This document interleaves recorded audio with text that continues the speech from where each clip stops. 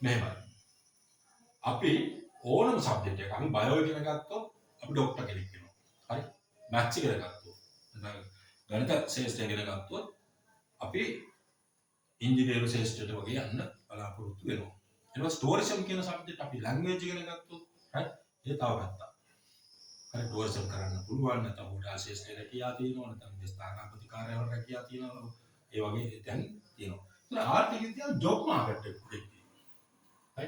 ඒ කියන්නේ පුරවැසියෙක් විදියට ආර්ථික විද්‍යාව යොදාගන්නේ ජොබ් මාකට් එකක්. හරි.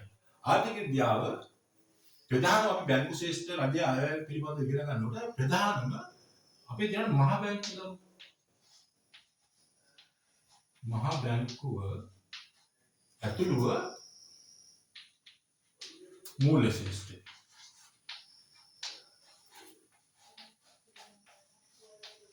මූල්‍ය ශාස්ත්‍රය. එන මහා බැංකුව මේ සම්පූර්ණ බැංකු පද්ධතියක් තියෙනවා දැන්. ගොඩක් කාලේ බැංකුව වල සහ ව්‍යාපාර ආයතන වල ප්‍රධාන ශාඛාව කොළඹ තියෙනවා. අනිත් ඒවා බ්‍රාන්චස් විදිහට තමයි නගරවල හැදෙලා තියෙන්නේ. හරි. දිස්ත්‍රික් කාර්යාලය වෙනම දෙන පරිපාලන පහසු වෙන්න. එතකොට ওই නගර පොඩි නගරවල බ්‍රාන්චස් තමයි තියෙන්නේ. බැංකු. අධේ බැංකු තියෙනවා. පුද්ගලිකාංශී බැංකු තියෙනවා. අධේ බැංකු විදිහට ලංකා බැංකුව, මහජන බැංකුව සහ ජාතික ඉදිරි කිරීම බැංකුව තියෙනවා. අනිත් ඒවා ගොඩක් වෙලාවට පුද්ගලික බැංකු විදිහට තියෙනවා. right? එතකොට මම තව ලස්සන කතාවක් කියනවා. ඔය වාණිජ බැංකු කියන ඒවා පටන් ගන්න ඕනේ PLC company, public limited company විදිහට පටන් ගන්න ඕනේ. ඒවා මේ කොටස් නිකුත් කරන්න ඕනේ. කොටස් වලට ඒ මහරහා තමයි බැංකු වාණිජ බැංකු කියන්නේ වාණිජ බැංකු කියලා කිව්වේ මොනවාද මේ චෙක් පත් නිකුත් කරන්නේ. ඒ බැංකු. ඒවා කොටස් වලට කොටස් නිකුත් කරලා තමයි මේ එන්න ඕනේ. මේ ගණනු කරන්න. ඒත් මහා බැංකුව සහ මූල්‍ය ශාස්ත්‍රයේ සම්පූර්ණ රැකියාව වලට ආර්ථික විද්‍යා උපාධිය මේ බලනවා. right? ඊට පස්සේ ඔය රජයේ ආර්ථික උපදේශකවරු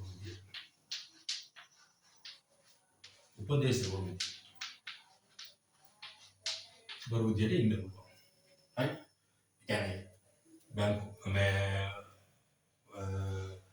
මොකද රජයේ පරිපාලන ශිෂ්ටයේ ඉන්න පුළුවන්. මේක බැංකු මැනේජර්ස්ලා ආර්ථික විද්‍යා උපාධියට ගන්නවා. බැංකු මැනේජර්ස්ලා කළමනාකරුවෝ සහ මහ බැංකු නිලධාරීන් විදිහට ආර්ථික විද්‍යා උපාධිය ඉහළින් සමත් වෙලා තියෙනවා ගන්නවා. ඊට පස්සේ රජයේ ආර්ථික උපදේශක විදිහට ගන්න පුළුවන්. ඕක තමයි ප්‍රධාන මාර්ග දෙක. ඊට පස්සේ ගුරු වෘත්තියට එන්න පුළුවන්. right? ගුරු වෘත්තියට එන්න පුළුවන්. right? මේ වගේ ශාස්ත්‍ර තියෙනවා. ඉකොනොමික් ඇනලිසිස්ලා විදිහට ගන්න ලවලු සාමාන්‍ය ඔය ටික තමයි අපි ප්‍රධාන විදිහටම අපි ගන්න පුළුවන්. සීමාව ගුරු වෘත්තියට එන්න පුළුවන්. ඔය ටියුෂන් කරන්න පුළුවන්. ඔය වගේ දේවල්. right? එතකොට ඔය එකක් රැකියාව. හරි. ඊට පස්සේ රාජ්‍ය පාලනයේදී වැදගත් වෙනවා.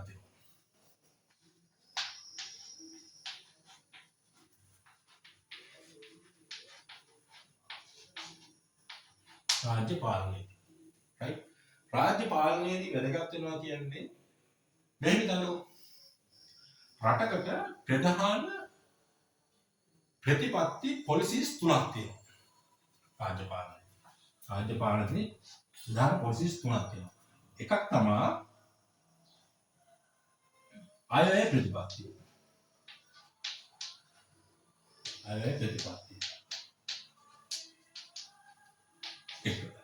මේක කියන අපේ ෆිස්කල් පොලිසි.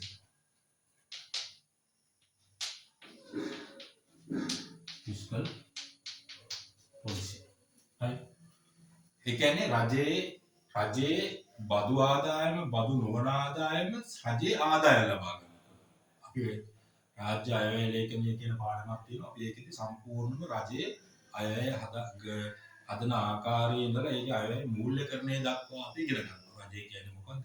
ඒ දේවල් පිළිබඳව අපි ඉගෙන ගන්නවා. රාජ්‍ය පාලනයේදී අයවැය ප්‍රතිපත්තිය පිළිබඳව අපි ඉගෙන ගන්න එක රාජ්‍ය පාලනයේදී වැදගත් වෙනවා. ඒ කියන්නේ රජයේ ආදායම මොකද්ද? රජයේ වාහන වියදම මොකද්ද? රජයේ ප්‍රාග්ධන වියදම මොකද්ද? ඊට පස්සේ රාජ්‍යයේ අයවැය හිඟයක් තියෙනවා. right? අයවැය හිඟයක් තියෙනවා නම් ඒක මූල්‍යකරණය කරන්න දේශීය බැංකු නොවන මාර්ග මොනවද? බැංකු මාර්ග මොනවද? ඒ වගේම සල්ලි අරන් මදිනම් විදේශයට යන්නේ කොහොමද? විදේශයෙන් ණය ගන්න කොහොමද කියන එක පිළිබඳව ෆිස්කල් පොලිසි පිළි කතා කරනවා. දෙක තමයි මූල්‍ය ප්‍රතිපත්තිය.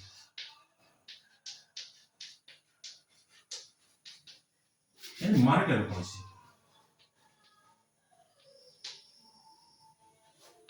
මානිටර් පොලිසි.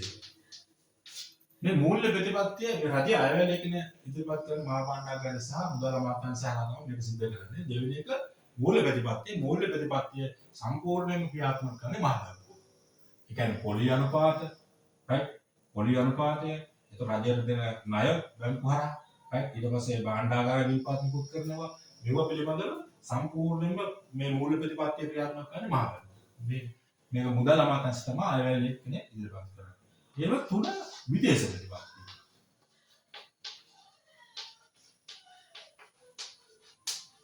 මම අහලා තියෙනවා විදේශ කටයුතු අමාත්‍යාංශ. ඒගොල්ලෝ මේකට සම්බන්ධයි. මේකෙදි ගොඩක් වෙලාවට විදේශ වෙනදාම කියන පුළුවන්. මේක අපි කියනවා ෆොරින් පොලිසි කියලා.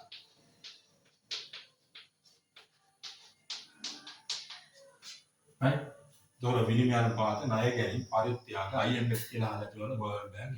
ඒතර ආසියානු සංවර්ධන බැංකුව වගේ ණය ගන්න දේවල්.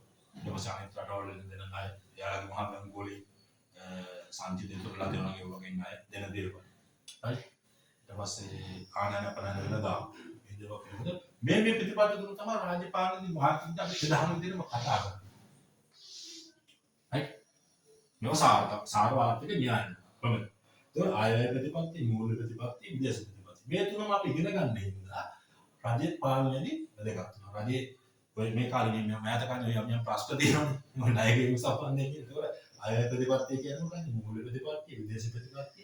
මේ ප්‍රධාන ප්‍රතිපත්තීන් තුන ඉගෙන ගත්තම රාජ්‍ය පාලනයේදී මුදල් හසුරුවන්න රටේ ආර්ථිකය මෙහෙවන්න හරි වැදගත්. ඒක පළවෙනි. දෙවෙනි එක. ඉතින් මේවා පිළිබඳව දැන් සාර්ථක පුරවැසියෙක් වෙනවා. සාර්ථක පුරවැසියෙක් වෙනවා. ආර්ථික විද්‍යාව ඉගෙන ගත්තාම පුළුවන්. රාජ්‍ය පාලනයේ කරන්නේ සාර්ථක පුරවැසියෙක්. ඒ කියන්නේ දැන් මම කිසිම ශේෂ්ඨයකට වැරදි කියනවා නෙවෙයි. සමහරක් වෙලාවට මිනිස්සුන්ට අවශ්‍ය දේම සමාජ මාධ්‍ය හෝ මාධ්‍ය හරහා කතා කරනවාද කියන තැනදී යම් ප්‍රශ්න දෙනවා. මේ මොකද පාලනය පවත්වාගෙන යන්නේ ඒ දේවල් මිනිස්සුගේ අවධානය හරි කෙලින් තියාගන්න ඕන දේවල් ඇත්තම දේවල් 100%ක්ම කතා කරන්න බැරි වෙන තැන් තියෙනවා. නමුත් ඒ දේවල් ඇත්තද බොරුද කියන දේවල් ඇත්තද බොරුද මොකද අපි මාධ්‍ය හරහානේ ලෝකේ මේ රාජ්‍ය පාලනය පිළිබඳව හරි ඉදිරිය ඉස්සරහා තියෙන දේවල් පිළිබඳව අපිට මේ ඈතක මේ පේන සීමාවෙන් එහාට අපි ලෝකේ දකින්නේ සමාජ මාධ්‍ය හරහා හරි නැත්නම් ප්‍රධාන මාධ්‍ය හරහා. එතකොට මේ දේවල් වල ඇත්තද මේ කියලා තියෙන කියන එක පිළිබඳව අපිට අවබෝධ කරගන්න සාර්ථක පුරවැසියෙක් විදිහට ජීවත් වෙන්න ආර්ථික විද්‍යාව කියන ගන්න එක වැදගත් වෙනවා. මොකද සමහර කාලවලදී දේශපාලනයෙන් හෝ නැත්නම් දේශපාලනයෙන් ලබා දෙන පොරොන්දු මේවා ඉෂ්ට කළ හැකි දේවල්. හරි. ආණ්ඩුවක් විවේචනය කරනකොට මේ විවේචනයේ සිදු විය හැකිද? මේ වගේ දෙයක් සිද්ධ වෙන බලපාන කරුණු මොනවද? right? ඒතකොට මෙයාලා මේ කතා කරන චෝදනා එහෙම නැත්නම් මෙයා දෙන පොරොන්දු මේවා ඇත්තටම ළඟා කරගත හැකි දේවල්ද? මේ මොනවද මේ කතා කරන්නේ? ඒතකොට සාර්ථක පුරවැසියෙක්. සාර්ථක ඡන්දදායකයෙක්. සාර්ථක පුරවැසියෙක් කියන්නේ ඒක ඇත්තටම ලෝකෙ මොකද්ද සිද්ධ වෙන්නේ කියලා අවබෝධ කරගෙන ඇත්ත දකින්න පැත්තට ඇත්ත කියන මිනිස්සුන්ට අපිට මේ දෙක කියන්නේ ඇත්ත කියන්නේ මේ ඇත්ත මොකද්ද කියලා අවබෝධ කරගෙන තමන්ට ක්‍රියාත්මක වෙන්න පුළුවන්. කොයි පැත්තටද අපි ක්‍රියාත්මක වෙන්න ඕනේ? මේ අවස්ථානුකූලව ඒක තීරණය කරන්න පුළුවන්. පුරවැසියෙක් විදිහට අපිට ජීවත් වෙන්න පුළුවන්. right? ඒ කියන්නේ ආර්ථික සංසිද්ධි හොඳට අවබෝධ කරගන්න. right? ඊට පස්සේ ආර්ථික විද්‍යාව ඉගෙන ගත්තාම දැන් රටේ සමස්ත මුදල් තොගය මෙහෙම තමයි රටේ සමස්ත මුදල් තොගය. ඒ කියන්නේ දවුනේ මෙහෙම හිතන්නකො. ව්‍යාපාරිකයෝ ව්‍යාපාර කරලා හවසට යාළගේ බැංකු ගිණුම් වල තමයි ගියන සල්ලි දාන්නේ.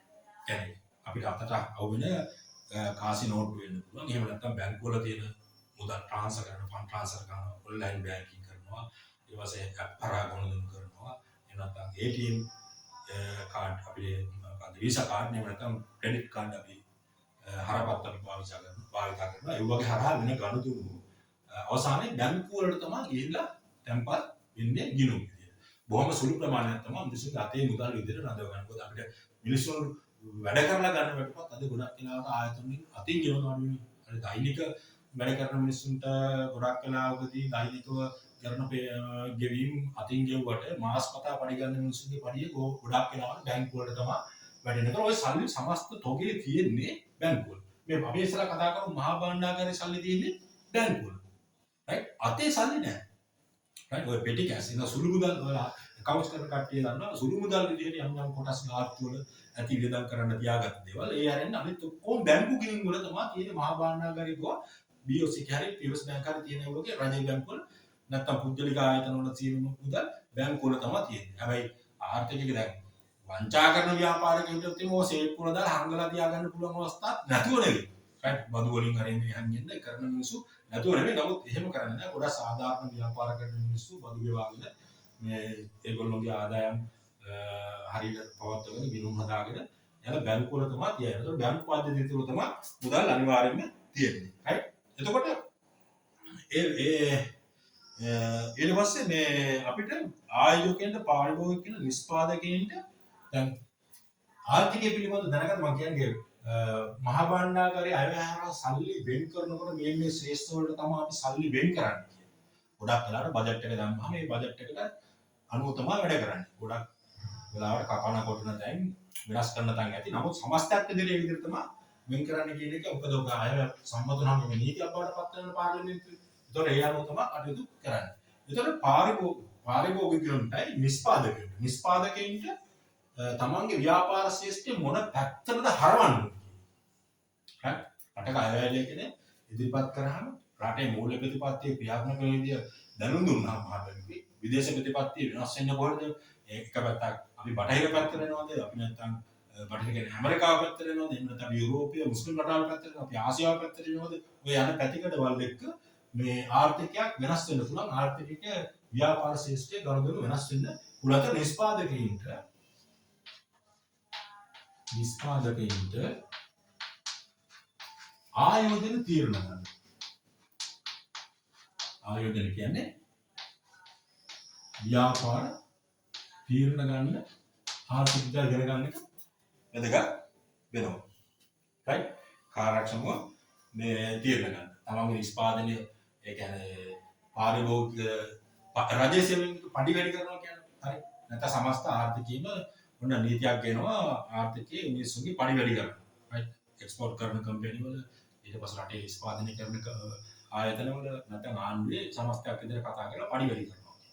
ඒතර පඩි වැඩි කරනකොට දැන් අපේ රටේ ආර්ථිකයේ මිනිස්සු හැසිරෙන්නේ මොන ආර්ථික මට්ටමද? ගෙවල් දොරවල් හදනවද? අඳුම් පෙරඳුම් අවශ්‍යතාවයද තියෙන්නේ? ආහාර පැත්තටද කියලා තියෙන්නේ? එහෙම නැත්නම් සංචාරක පැත්තද අපි ඉන්නේ? එහෙම නැත්නම් අපි එන්ටර්ටේන්මන්ට් පැත්තද ඉන්නේ? රයිට්? ගෝභාණ්ඩ අවස්ථාවේ තියෙන ආර්ථිකයේ මොන මට්ටමේ ඉන්න කට්ටියද?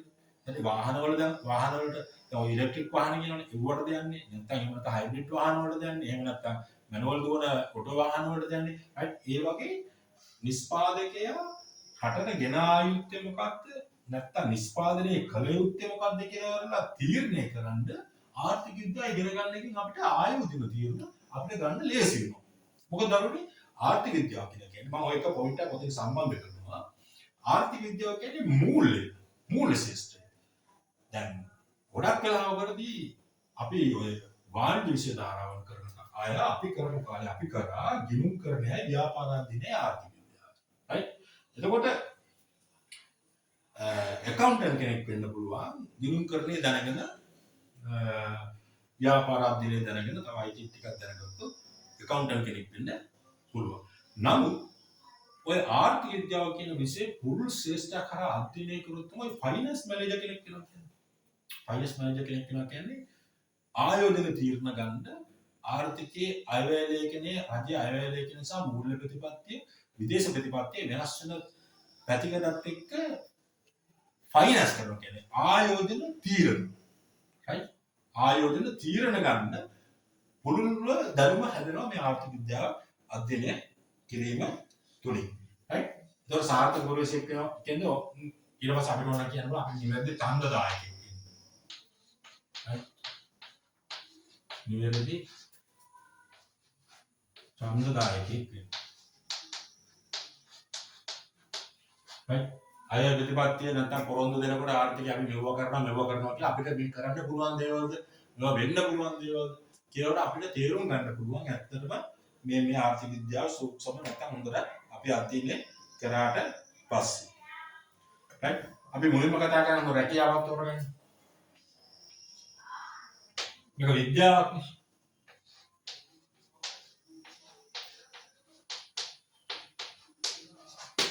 ඒ කියන්නේ මම එක දෙයක් කියන්නේ තවත් තේරුම් ගන්න දෙයක් මම කියන්න. ගොඩක් වෙලාවට